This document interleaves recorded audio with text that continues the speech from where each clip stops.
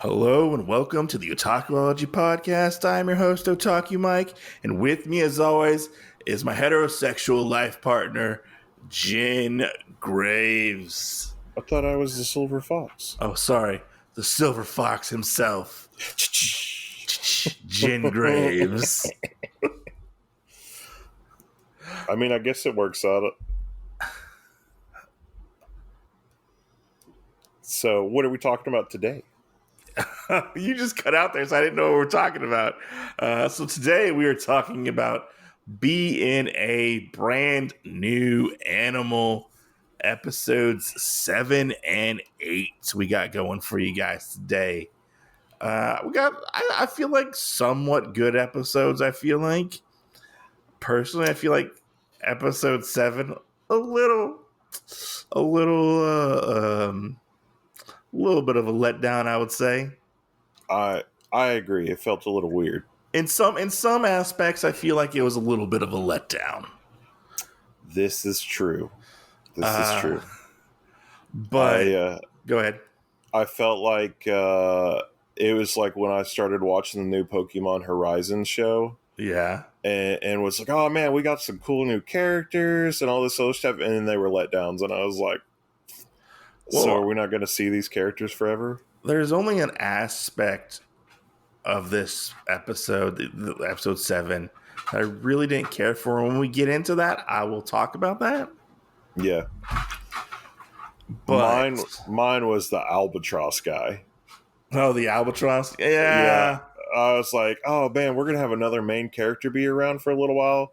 And then by the end of it, you're like, yeah, he's not going to be around. This is his one-hit wonder episode. I guess we could talk about it. I feel like he was kind of like not a very good like foil for the main characters. No. In a sense, like, I mean, I get it. Like, he was kind of supposed to be like what do you call it? Like, I don't want to say like, he's not really like a bad guy per se. But no, he's trying to do kind of a bad thing almost. He was more like a hippie. Maybe he's a flower child, or like a vegetarian. They don't want you to eat meat, and they'll argue with you about it. But they're not bad people. But our episode starts out with the Albatross himself, Pingua. His name's Pingua, I believe. He's flying around and he sees somebody flying in the distance away from him. He's migrating. Can we touch on that real quick too? Okay. For his name. Uh-huh. I thought that was the stupidest name. Because I was sitting there and I was like, he's not a penguin. He's not a penguin. He's not a penguin. Why are you calling an albatross? Like, I could have seen his name being like Al or something like that. Just because I felt like they didn't put it a lot. Or you could have given him some other, like, called him John. Okay? Well, the thing is, like, we don't learn his name until like halfway through the episode. You know? Right. And then to find out that his name is Penguin. Pingwan. But yeah, he's flying through there. He's going to migrate, I guess, to warmer places, and he almost gets shot down by the military for the humans. And he's like, "No, I can do this. I'm a bird. You know, I've been my family's been migrating generations." And they're like, "No, if you do not stop, we're going to shoot you down." Right. And I was like, what the hell's going on? Like, it's so out of the ordinary, you know? They're like, return to Animal Island is what they do. And he returns, but he sadly hits some storms, some weather. Right. And he crashes into Michiru's like apartment. Straight into her apartment, yeah. And she's like, what the heck is going on here? Like, and he's out like a light. He doesn't know what's going on. Like, she doesn't know what's going on. Something's going on, you know. I didn't know if you were trying to make an innuendo there or not. No. Something's going on. Something's going on right now. Yeah. But what happens next after he wakes up? After he wakes up, they give him breakfast and everything, and he's talking about how being a migratory bird, you don't always get a hot meal, Yeah. And they go into more so of like what we've already seen with him. He tells us about beastman regulations and how everything was before, about as a migratory bird, you really didn't have to worry about borders or anything. And then it just got worse. Like, Yeah. After Anima Island was made, basically they were like, you have to be confined there. And he tells us basically like, no, basically we're free as a bird. Like, we do this. These are routes that our ancestors taken. It's in our blood, all this other stuff. And telling Michiru that, and it's like, what? Like, why are they telling me to stay here when he's not even like local to No, he's Anima not. Island? He's not local at all, which is odd because I thought all the beastmen were on Anima Island. Right. Yeah. Like, or trying to get there. But like, we find out that he's not. He's a world traveler. He worked with like the military at one point and some of the countries, I believe. Like he's been all around, Yeah. Which is I mean, I don't know. Maybe I was just under the assumption that they were all the beastmen were on this No. I island. was under the assumption too, except for beastmen that got sold into like slavery. Yeah. That was the assumption that I had as well. Yeah. That they were all supposedly on the island, or they were either like secret agents, or they were doing something. Like, there was a reason for them to not be on the island. And Yeah. I mean, because when you think about it, all of our seaworthy beastmen are still technically on the island. We don't see them on boats. We don't see them out in the water. We don't see them anywhere else. They're all there, right? I think they can go swimming in the ocean. I don't think they can go like past a certain point. Well, they don't want to go over the human side and have to worry about any of that. But based off of this guy, like, we have learned that there are a lot more beastmen that have just either learned to control themselves or something like that, in terms of being able to still live in human society, not have to worry about it. Yeah. And Michiru kind of talks on it a little bit here, where she says, man, wouldn't it be great to be a bird? Because even if there was something like you wanted to go do out there or whatever, your contingency plan is, I can just fly and take off whenever the hell I want. Yeah. And So Michiru ends up learning how to fly by Pingua. yeah. She takes him. He takes her to go flying, in which we find out that Shirou and the mayor know about this guy who's illegally entered Beastman Island, or Anima Island, Anima City, and they're kind of worried about it. They think he might be a terrorist at one point. Right, because they do get a down low on a terrorist being in town. There's a terrorist being in town, and we have the Silver Wolf Church. They are making moves. They are finally becoming residents of Anima City. Right. Reluctant on the mayor's part, but she's like, hey, we got to look after every beastman no matter what they have, exactly what's going on, which is interesting to think about in that situation, because like they didn't want them before, and they didn't want them to have like residency in the city in the last episode. Right. But now she's like, oh yeah, you can do it, and they're putting them around the city at specific points. Yeah, they're spreading them out. And we find out that Lola Dula La, whatever, I don't remember what her name is. Oh man, I heard it so many times today, and I can't even remember how to pronounce it. Desilu is what her name is. Yeah, there we go. Desilu. We find out that she is actually what? You got to go to the loo. She is. No. I'm getting my episodes mixed up. Is it the next episode where they find out that she lives next door to him? No, it's this one. It's this one? Okay, it's this one. Yeah, because Michiru looks over and she's like, what is that big statue that's there? And it's the giant silver wolf statue with wings. That's what it is. And she realizes that they live right there. And her and Shirou are talking about it because it's like, oh, well, she's right here and we can see her. And Shiro's like, oh, man, there's going to be so many people around here. That's in the next episode. Because they haven't... No, this is where they see her standing out on the balcony. Is it? Yeah, and then she goes back inside. Okay.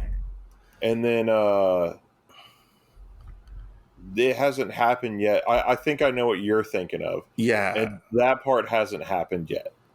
Okay. You are correct on that part happening in the next episode. Okay, I'm getting my episodes mixed up because I watched it back to back. I know exactly what you're thinking of. The wolf statue is more complete in what you're thinking than what this is right now. And they're like, man, why does she have to live next to us? Yeah, you know? Well, and because Shirou, the person that's like, oh man, I'm in the shadows, I care about beastmen, but not a lot of people are supposed to know about me, like looks out on the street like, man, there's 100 people out here, like, or there's hundreds of people out here. We're like, what the hell? Yeah. How am I supposed to be incognito now? You know? Yeah, how am I supposed to be incognito? Right next door to me. Yeah. But they do have all that stuff happen, and they do realize that that they're going to try and do this, which Michiru does try a couple times in between this and in the next episode to go talk to Desilu. Yeah, I was going to say that, and then I was like, but she calls her Nanasu. I forgot what her fucking that N-word. Nazumi, yeah. Nazumi. You know, so she talks to her on and off about, you know, she's still a little upset that she basically lied to her about what everything is and all that jazz. Yeah. But we get a little further into it. Yeah. We find out that the Church of the Silver Wolf are trying to make waves, and they end up going to the Sylvasta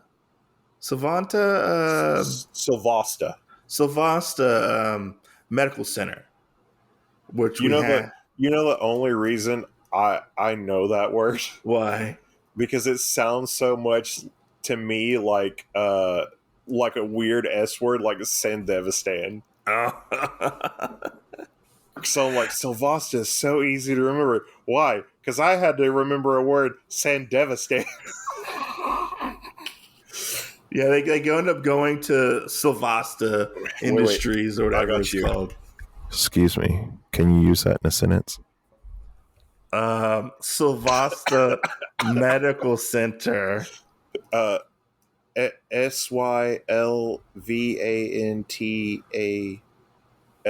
I'm sorry. They're like the human component that helps out the beastmen.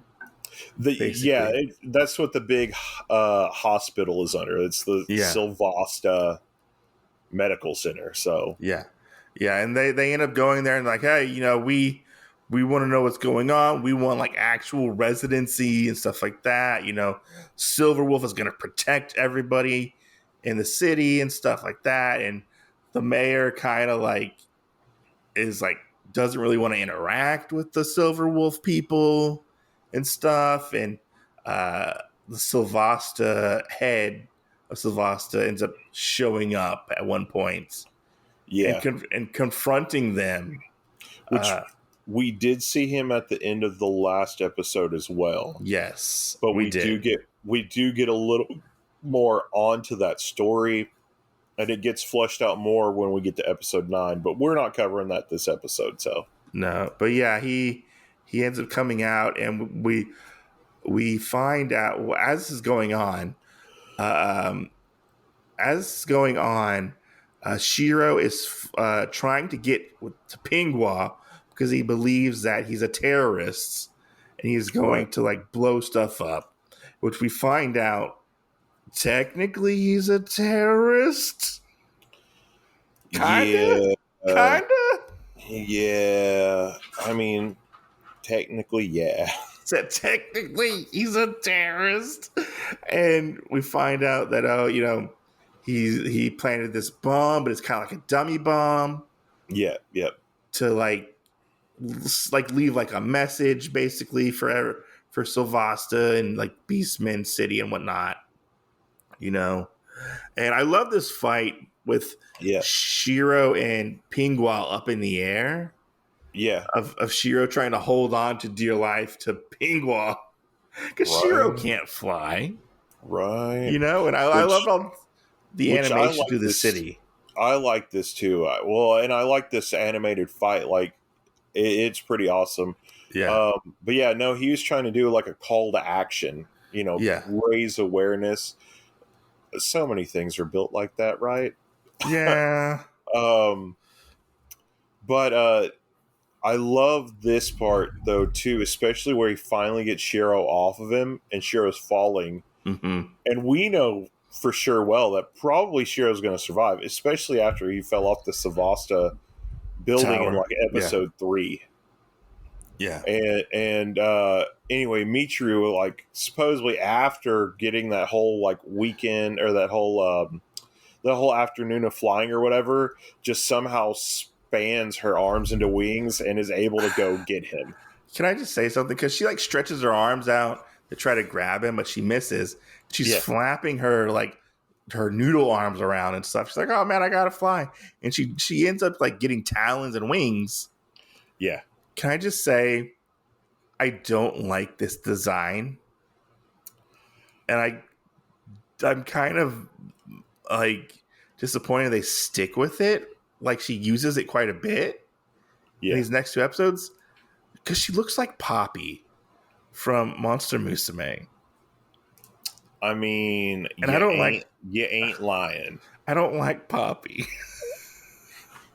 Flat chested.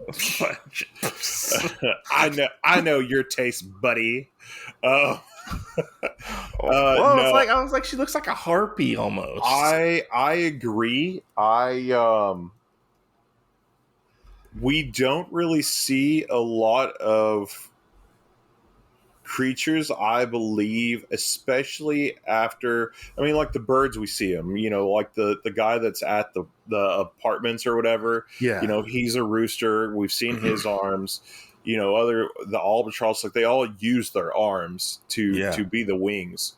I was kind of more on this with you on being upset about it because, not even 2 episodes ago, like the episode before, we just saw it where Nanase changed and Nazumi, and it was almost like a wolf angel kind of thing. Like, she still had arms, she still had legs, she had her tails, she had these wings. I mean, like, she had this whole thing, and I was kind of like, okay, well, why doesn't Michiru have that? Yeah. Like, that to me doesn't make sense, that you're going to change up her design on how these wings come out and function only for... Because at the end of this episode, Nazumi, she changes and she sprouts wings like in her back. That's what I'm talking about. She does that earlier too, whenever we first see her. Does she? Yeah, because she turns into the silver wolf, and then like all the time she gets a set of wings too. That's why the statue on the top of her building is a silver wolf statue with wings. I must have missed that because I only saw her have wings in this episode. See, and I think it might have been like, we might have thought it was like tails or something. Maybe, I don't know. I mean, every time we see her transform it, like, until what's going to come up is really fast. Yeah. So, everything comes to a head. They basically find out that somebody else is here in town, and they are trying to terrorist who is like an assassin, an aerial assassin, basically. And I forget what their name is. The Hawk. Is it the Hawk? Yeah. It was fun. Which is, honestly, as much as this guy was played up by our Albatross friend, I mean, I thought it was kind of fucking watered down because oh no, it was very we watered see down. him like all of like, you know, we see him sneaking in, and then we see him all of like, I don't know, 5 minutes, and I'm like, less than that, I feel like. Yeah, 2 minutes, and it's like, man, I thought you were supposed to be this really like cool assassin guy, and like you didn't do shit. I mean, he grabbed the head of Sylvasta. Yeah. And he tried to take off with him and kill him. He did. You know, which Pingua stops him, I believe. Right. And then and then the hawk drops the guy. He drops the Sylvasta guy, and that's when Nanase or Nazami. That's when Nazami swoops in and Dese Nanalu swoops in, and she like grabs him, and they're like, "Oh my god, she's a savior of beastmen and humans! Oh my god!" One thing I have to say, one thing I didn't like, because I like their characters so much. Yeah, I wish the bears were not in the group, like watching this happen. Yeah, but you know. I know they're stupid and they're gullible. Yeah, but you know that they're a part of the church too, so. But I wanted them to, like, be better than this. I wanted you to branch out and do better things. I wanted them to branch out and do better, but sadly I saw them and my heart just sank for them. Well, I was buddy, you're gonna love this little thing with one of them in episode 9. So okay, when I got to that part, I was like, "This is so cute." Okay. So maybe they can be redeemed. Yeah, it comes to a head. Not all of them, just one of them. So, but yeah, I mean, this happens. I felt like in this moment, I would totally like ship the Sylvanas guy or the Sylvasta guy and Nanase until you realize that he's probably like late 20s and she's a teenager. Yeah. Because she completely bitch caught him. Yeah. Because he was just sitting there like, she's holding him. I was like, oh my god, what the hell? What's going on here? What's going? Yeah, but I mean, I also thought something was weird going on though, because why was the church there? Yeah, exactly. Why was the church there? And that to me just didn't make any sense until we come to a head later on. I mean, we already know like the Sylvasta guy. He's up to something. Yeah, he's up to something. We don't really know what it is exactly. Yep. But I have to say, with this episode, I felt like the quote bad guys were a big letdown. I agree. Like the antagonists were not very antagonistic. I agree, because I feel like when we didn't have a villain guy that didn't pop up very much at all. Yeah. And we had this red herring kind of character that you're leading us to, but there's not any other talk of this other guy. No, they have like one or two lines in the middle of the episode. Yeah. But like, and that is about it. But we also don't see the scene either where it makes sense where, hey, there's another guy that comes into town at the same time. That we do. Like, we see him in the background at the very first scene. Yeah, but I wish they would have given us a little bit of a scene where the guy like looked like we saw his eyes move, and then they give us like a straight picture of the guy coming in. We literally only see his like silhouette. Right. And that to me, I was like, oh, Kuro's flying around. Cool. So far, yeah, I feel like this is the weakest episode of the season so far, series so far. I cannot disagree with you. And that's sad. I cannot disagree with you on that. That's sad to say because I've been enjoying this show so much. Yeah. And I feel like they again, I'm gonna say it's in episode 9, so stay tuned for next week when we cover the next set of episodes. Yeah. But to have a build up basically for like for this episode, the next episode we're going to cover, and the 2 episodes, or at least 1 episode before this, to set up something that we're going to know. This one I felt could have been tactfully done a lot better.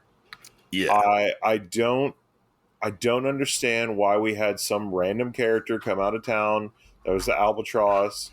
Like, he could have been around a little longer. I'm sure they'll bring him back like episode 12.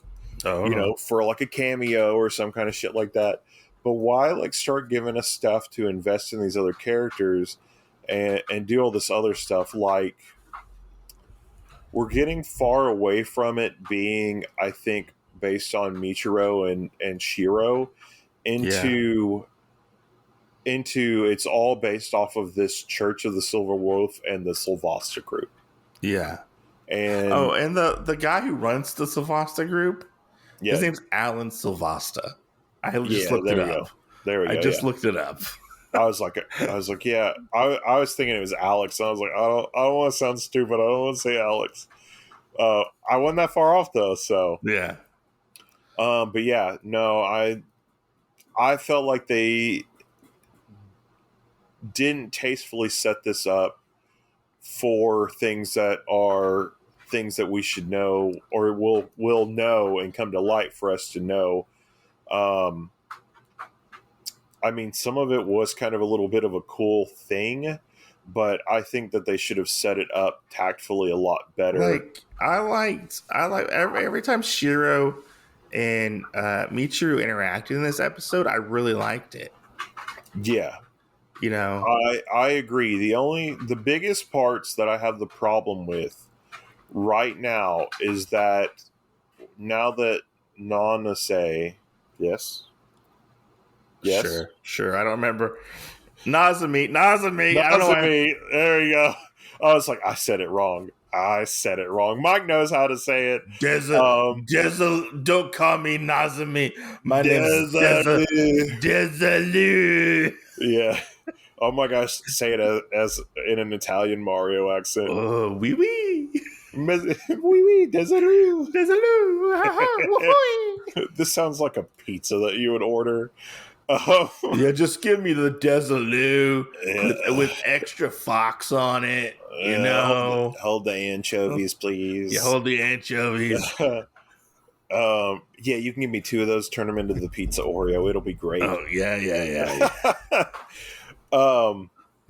No, I feel like with her around now, though, we're not having this in between character development between Shirou and Michiru. It's like they've kind of established it, and they don't feel like they need to establish it anymore. And I feel like that is completely incorrect, because on everything, your small group, we know your small time group is what, especially with trigger stuff, your small time group of people that stick together, that is your group. And they very much solidify Shirou and Michiru's relationship in the next episode. Right. See, but we still have this whole light where there's technically this, we're saving room for quote unquote the Church of the Silver Wolf in between them. Yeah. And that's what I'm having more of a problem with, I feel like, as of right now. I feel like that's why we're not getting, with this one, we're not getting as strong of an episode. Yeah. Because we have already kind of crossed a lot of barriers and whatnot, and we have kind of had that, I would say, not exactly like straight out romantic relationship, but kind of romantic relationship with both of them. I think it's more of like a friendship. Well, you know what I'm saying. Like, it's not really romantic in that they're going to be a couple, but it's that loving relationship between the two. That's what I refer to when I mean romantic, for both of them. But it's both of them being able to do this, and we see it in almost all other trigger things. Like Primaire, we have the 2 main characters, and that enemies become friends, things like that. In Delicious and Dungeon, we have our small group of people we that have we focus on. Shirou and Laios. Right. You know, we don't have Yeah. Shirou and Laios, you son of a bitch. But I mean, like, like our group, like Marcel, Chilchuck, Senshi, Laios, like that group. I mean, I think Shirou and Laios love each other. Right. Of course we had David and we have Lucy and things like that. Like we have these groups established, and that's like more of a trigger thing to do that. And in this one, I'm not enjoying that so much because like we have Michiru that keeps getting slapped around by Desilu a couple times, and you've been used to doing all this, and she keeps forgiving her over all this. She keeps forgiving her, and I'm she like, keeps going I know back. she was your best friend, but she has lied to you. She stabbed you in the back. She's manipulated done all this, you, and you just keep running back to her. Like she is the biggest gaslighter. Yes. Ever. Yes. Like, that is the character flaw right now I have with Michiru that I fucking hate. I mean, you could basically say she's like mentally abusing her. She is, yeah. Yeah. And the person, like, Michiru got Shirou out of this mindset. Like, you can also help human beings. They don't exactly have to just be beastmen, do things for the good of the beastmen, but you don't have to kill people that go against the beastman code. I mean, you have all this different stuff that I felt like Michiru has taught him, and then this whole episode, like, they're almost irrelevant to each other. Yeah. And I hate it. Like, when Deputy Dog has more in common with Shirou in an episode than Michiru does, there's a fucking problem. Like, yeah. And that's my whole problem with this episode. And I thought maybe what the drive was going to be for this episode was we were going to get Pingo, right? Pingo? I get whatever his name is. Yeah. The Albatross guy.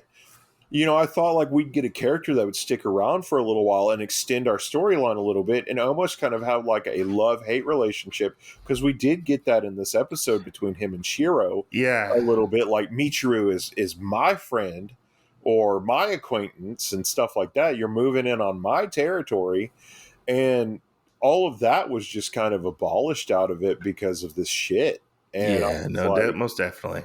I'm like, you took the time at the beginning to establish this relationship with Michiru and Shirou, and we were going like trying to go from 60 to 120 in a matter of seconds, and now you're basically like telling me we're stepping on the brakes and there's nothing there. Like, I hate this whole thing. Yeah, but I feel like even though it steps on the brakes in this episode, it picks up in a way in the next episode. I feel that way too, to an extent.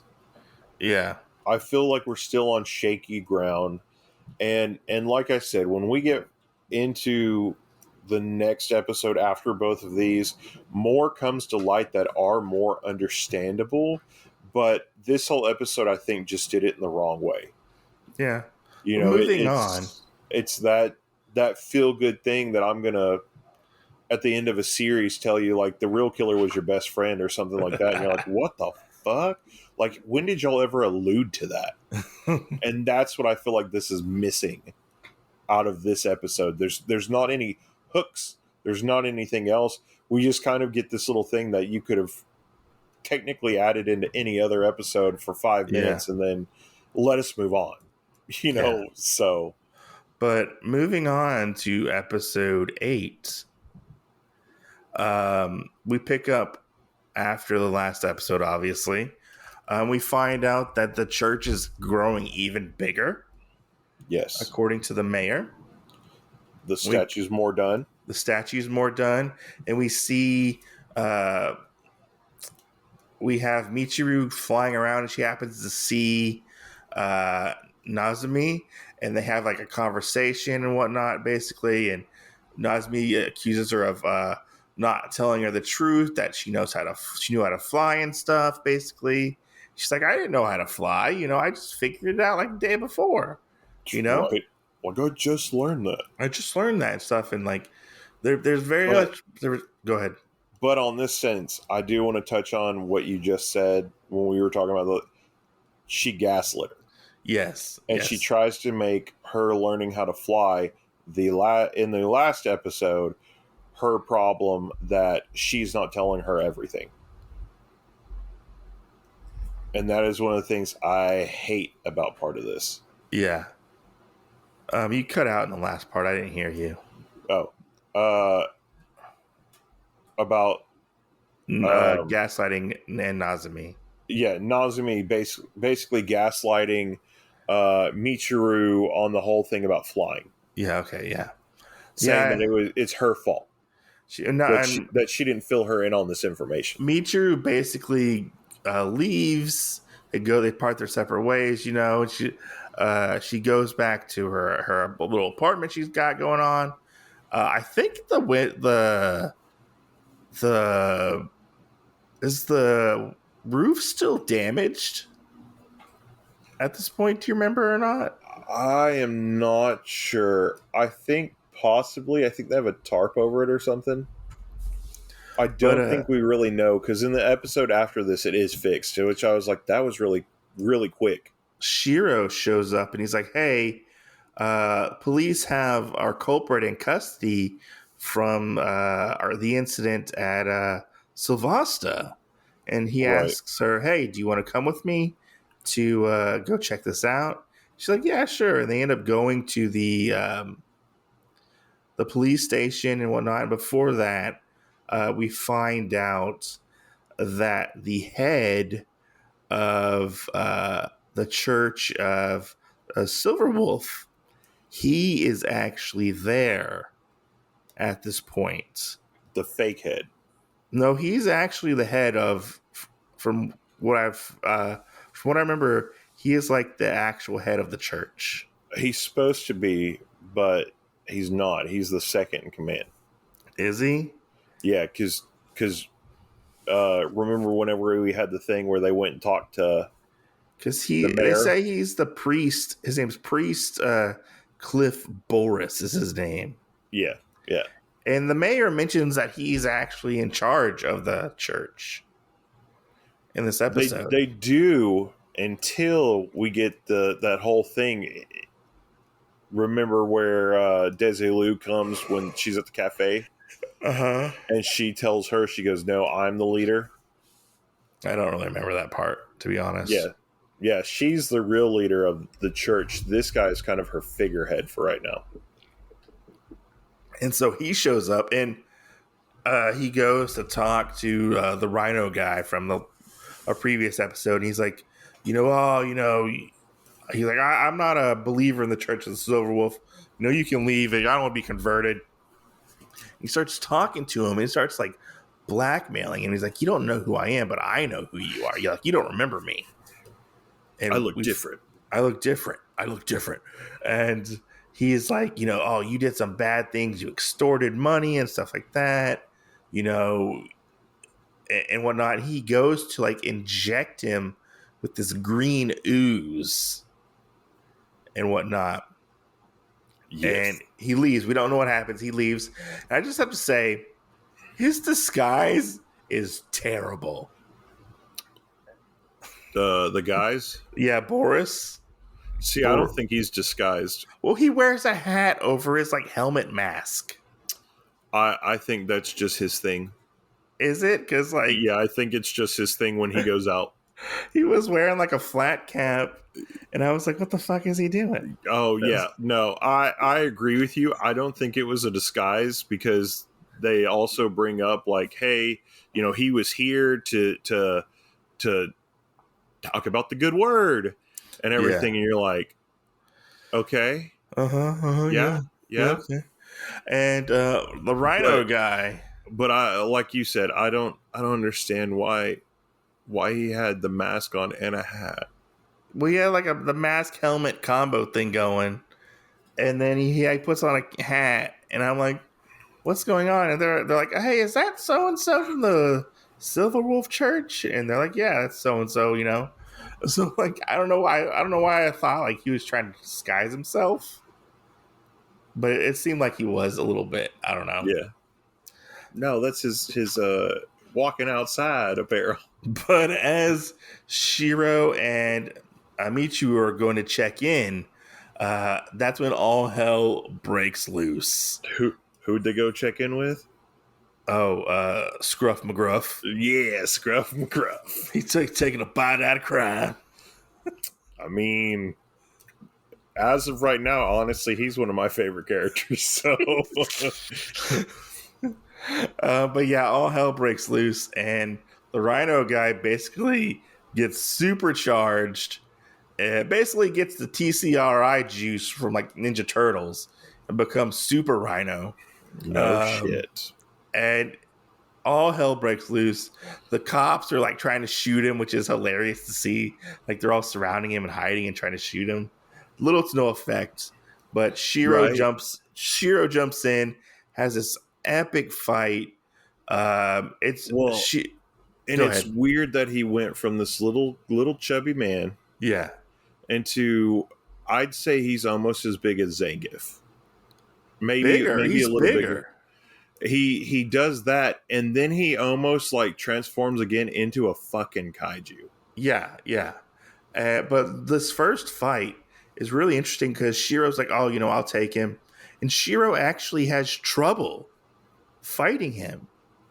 Yeah. And at one point, like, Shirou even like breaks his arm. And it's crazy how like it pops back into place, like the animation and whatnot. But Michiru ends up jumping in to try to help. She ends up basically trying to fly this big rhino guy away. She learns that she can expand her wings, and like they end up going to like some kind of warehouse, if I remember correctly. Yeah, I think it was where we saw what's the shark guy or the Mako guy's name? Flip, yeah. Where they threw the guy in the river. I think this is the same docks that they were at. And they're like, oh, we got him, and you think everything's all fine and dandy, No shit. The foreshadowing of when shit was going to happen. Whenever she was like, I got him, and he's got chains that are bigger than like himself, and you're like, oh no, something's going to happen, because why do you need chains that fucking big? Okay. Yeah, and sadly, I was surprised. I was shocked that the rhino guy gets horny again. He gets horny, and Shirou gets impaled through the chest. I think it's more of the gut. It's chest gut combo. I feel like. Yeah. But no, I want the part where he's like dangling off the rhino's horn. Yeah, and the rhino guy just pulls him off and like just throws him away. We're gonna have to put this in the book and see if anything gets worse. I really think this is gonna be like top tier number one for me for this. Like, this is the goriest scene in this anime so far. It was the goriest episode so far in this anime. Yeah. And it was crazy. And like Shirou's like has this gaping hole in him, and Michiru's like, oh man, like we gotta get you some help. You ain't just He's like, no, I'll be fine. I'll be okay. And Rhino guy like gets more spikes and more horns. He kaiju's up. Kaiju's up. And you're like, oh my god, what's gonna happen? Yeah. I feel like in this part, it was almost like watching Power Rangers, where they have the bad guy and they defeat him. Yeah, and it's like, oh, watch my power grow. I feel like they have to call the Megazord. I feel like Shirou was like, here, hold my beer. Yes, hold my beer. Yes. I'll show you how it's done. Michiru tried to help by using her big gorilla arm punches, and it just kind of pissed him off more. And then he got her in her hair, and I was like, "Oh shit! Is this R.I.P. Michiru?" I really thought that he was going to do more damage to her, especially when he was trying to crush her with his hands. Yeah, like I thought something was going to happen to her almost. Yeah, sadly,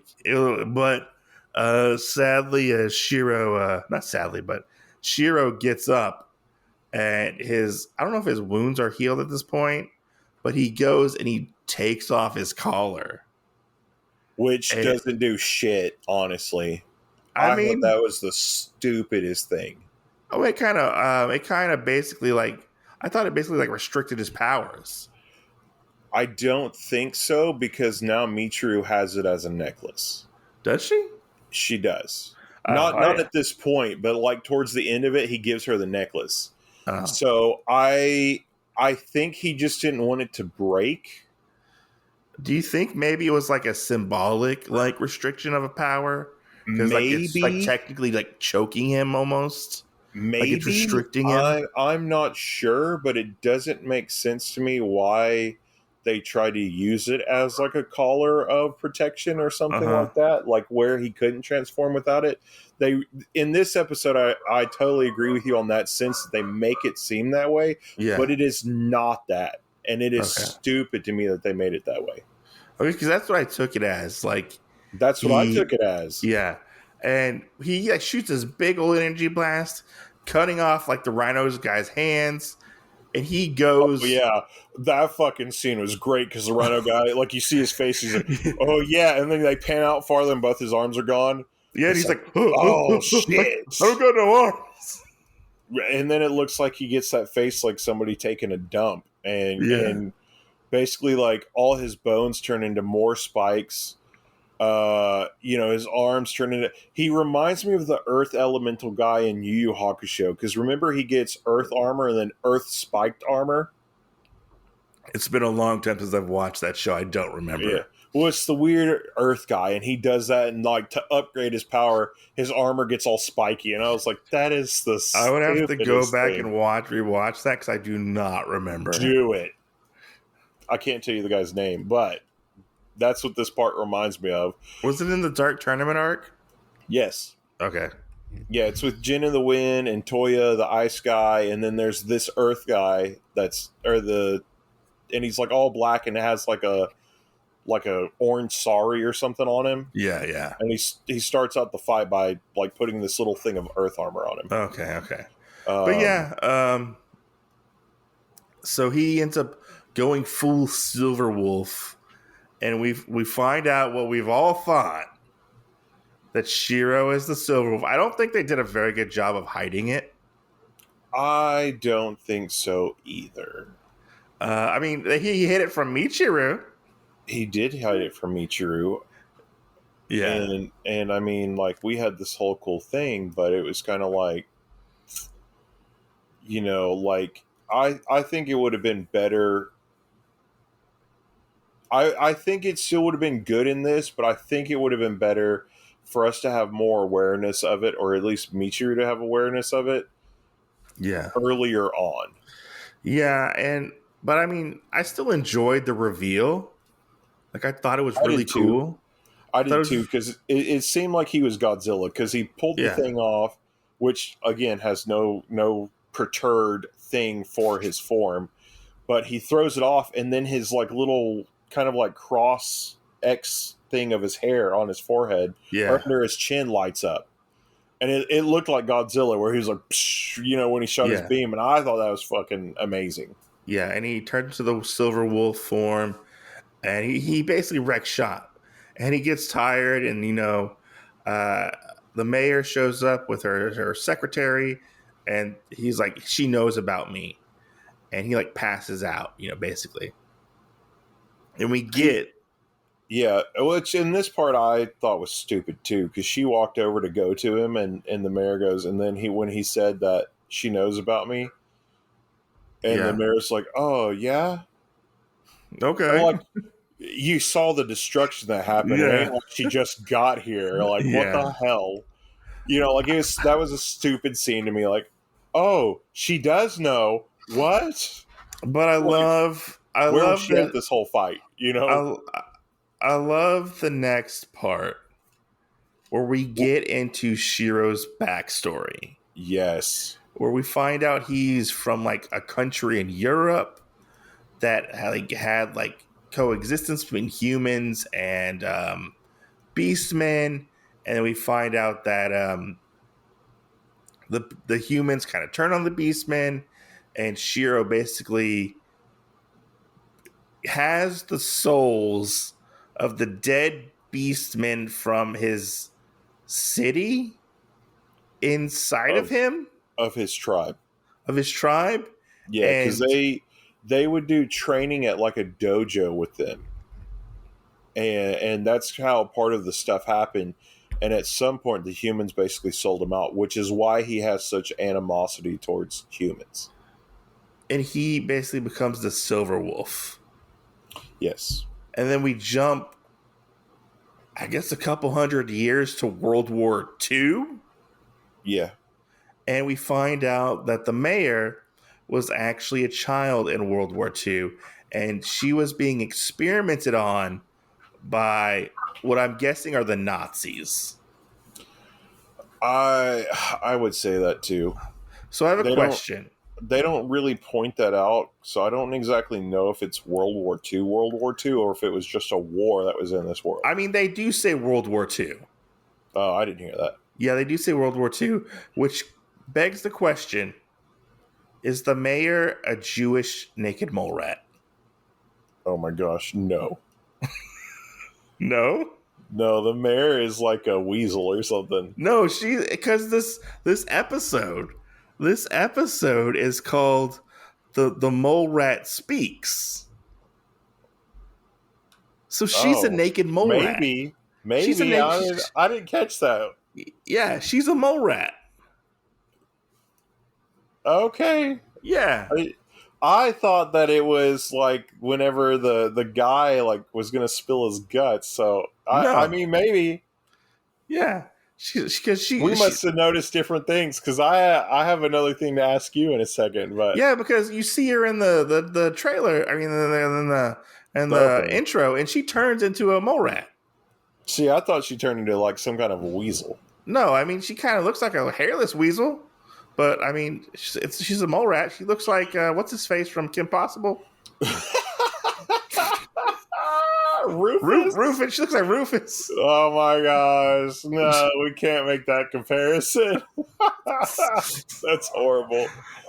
No, Yeah. so I want to know how this is going to play into it, because you didn't say it, so I don't know if you noticed it up. What? But remember, she said, let me tell you a tale from 1,000 years ago. Yes. And it's about him. And so she said that he's come up to 1,000, and supposedly he's got 1,000 years of life in him from them. And I want to know if that is a big indicator of this. Like, are we at the end of his lifetime? That's a good question. Because she said that he got 1,000 years from those members of his group, and if she said, let me tell you a thing from 1,000 years ago, those would technically become down to 0 in this series. So is he going to die at some point? I guess we'll have to watch and find out. Right? We will. But we find out also that Shirou basically took on the Nazis in World War II and saved all the Beastmen, basically. Single-handedly, and has saved the mayor. Yes. And which led to the creation of Anima? No. Yes and no. Yes and no. It led to her being able to do all this stuff and become the doctor, and then she was able to establish it. Yeah. But he was kind of the cornerstone of that, because she wanted to create a place where he didn't have to worry about like getting hunted, so to speak. Mm-hmm. So. Yeah. And we find all this out, and Michiru's like, man, I really got to go tell Nazami what's going on. And the mayor's kind of like hesitant to basically be like, yeah, go tell her. But Shiro's like, no, go tell her. Go tell her. And that's where we kind of leave off with Michiru and Nazami, is she's going to go tell her, and that cuts off from there. Yeah, yeah. And we come to find out that Sylvasta Corporation, Sylvasta Sandevistan, Syldevistan,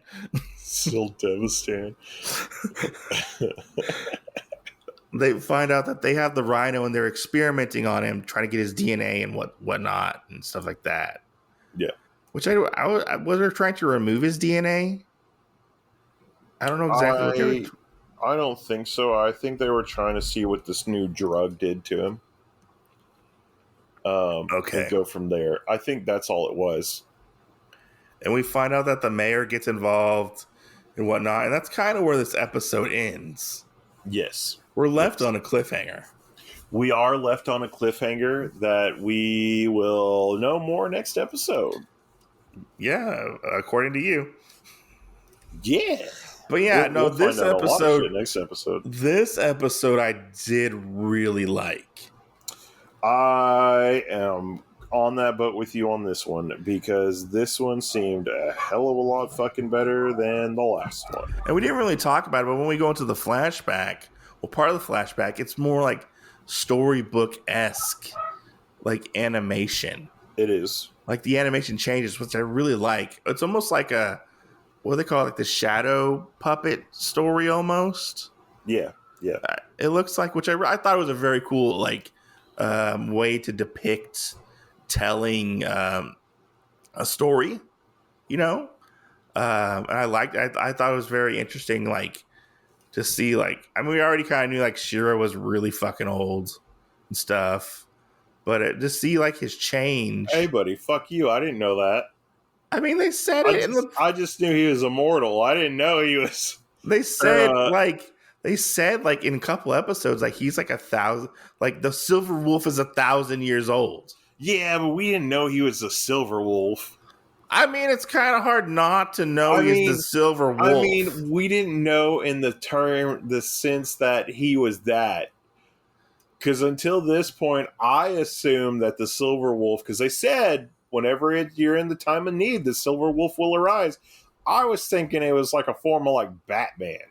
Where I mean, who shows like Robin, up? Like, hey, Batman's like, hey, man, we need a new Robin. All right, Damian, you're up now because Dick Grayson's not around anymore. You know, but I mean, like, you know what I'm saying? Like, they passed the mantle on. That's what I thought the whole time. But if you look at it, like, in each episode, who shows up in that time of need? Shirou. Yeah, but we didn't see him in any other timelines at those. No, but we see him, like, helping and stuff in this anime. Yeah, but it's right now in his own time and the personality that he has, you know, but that's what I'm saying. Like, I thought he was like in a long line of white, you know, of these wolves that like took on the mantle one after the other, and maybe they had some kind of fucking Super Saiyan power and they did some kind of ritual or something. We're like, here, let me pass it on to you, buddy. Whoop. Now you're, you know, the new Silver Wolf, you know, or something like that. He's basically like Shang Tsung. He takes the souls of the dead. In all intents and purposes. Well, yeah, at one point, yeah. Yeah. All in that one go. But yeah, no, that's what I thought. I thought like, hey, he was like, oh, Batman's gonna die, so we gotta replace him with a new Batman. All right, here's Batman Beyond. Okay. You know, like, I thought that's what it was the whole time, that they were just passing this thing down the line, and somehow Shirou became like the new person. Or like, what's it called? In My Hero Academia, Deku with his power, how it got passed down, you know, generation after generation. The all for one? Yeah. Yeah. So, you know, like, that's what I thought is or was it one for all? I don't remember what it was called. One's the good guys thing and one's the bad guys thing. So yeah, I'm confused at this point. I don't remember. So, but yeah, no, that's what I thought it was like. Like, he got passed down. Yeah. So this episode I really did like. The fight scene was crazy. Probably one of the best animated fight scenes so far. His ass kicked was crazy. What? Seeing Shirou get his ass kicked. Oh yes, seeing Shirou almost die. Yeah, it was insane. That we think. This episode in particular, I would give 4 out of 5 stars. The episode before this, I would give like 1 star. So for this one, I would give it 4.5. I mean, it was good. It was a good episode. For this one, I would give it 4.5. I mean, almost virtually every episode we've watched, I give it 4.5. Because they're all pretty solid. The last one, I'm gonna go a little higher than you, but I'm gonna give it a 2. Okay. Like it wasn't the cat's pajamas. It wasn't anything.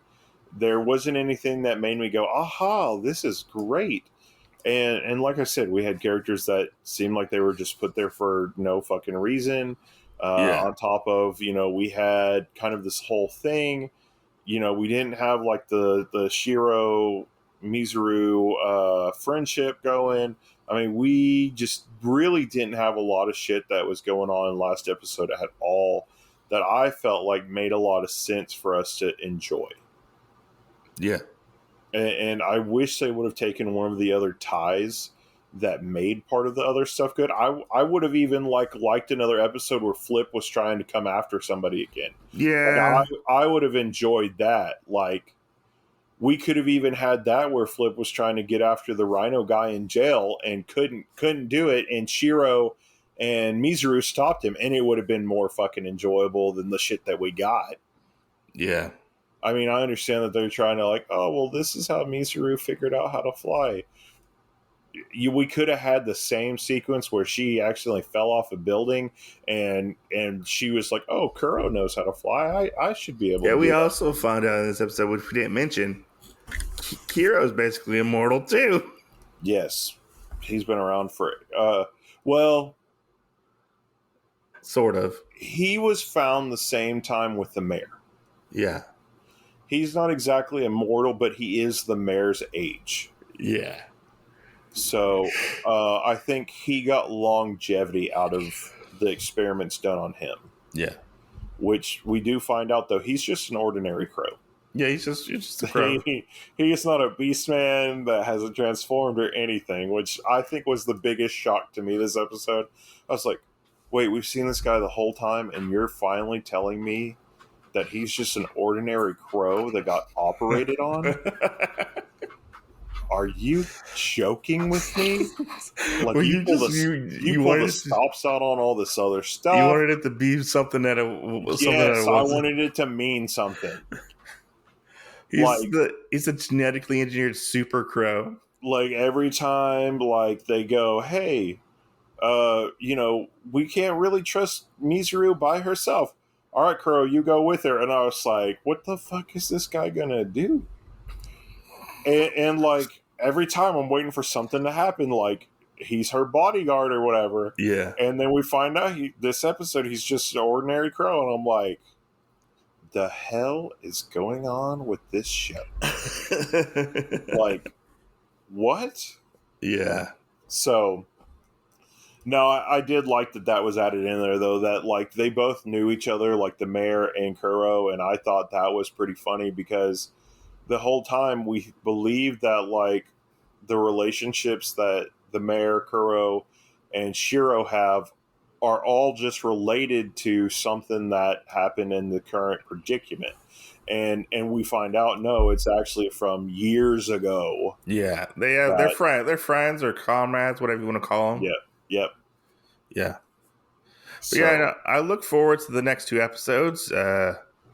We should be done shortly after this. We do. We should have two recorded episodes left because we have 4 episodes to watch, and we do 2 apiece. And we'll have to see how our poll does that we put up on our Instagram.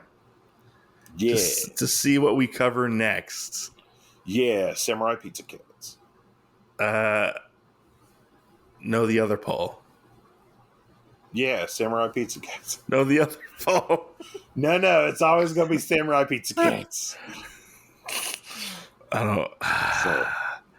I made a poll because I was like, oh, what samurai theme anime can we watch?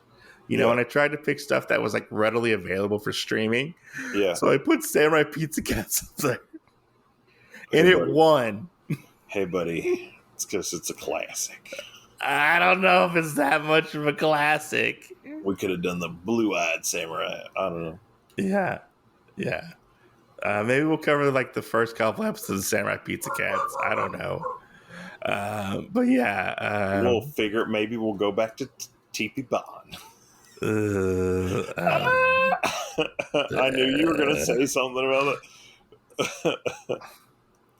But anyway, guys, Mike's going to tell you here in a second about where you can find us. But before that, I'm going to tell you, see you next Tuesday. So you can find us on Instagram. You can catch us there. And you can reach out to us. Follow the Instagram for all your latest otakuology news and whatnot. Gotta catch 'em all. And we'll catch you guys on the next episode.